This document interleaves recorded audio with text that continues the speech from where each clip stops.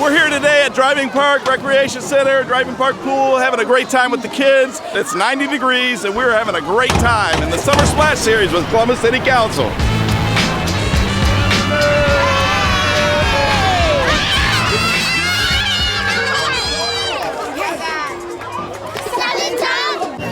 Councilwoman Shayla Faber, and I am here with Councilmember Remy and Council President Shannon Hardin at our Summer Splash Series. This is happening all summer long. Come down, check us out.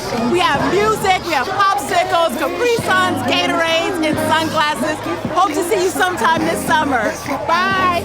Let's say hi. You see what I'm talking about? Oh, I represent for the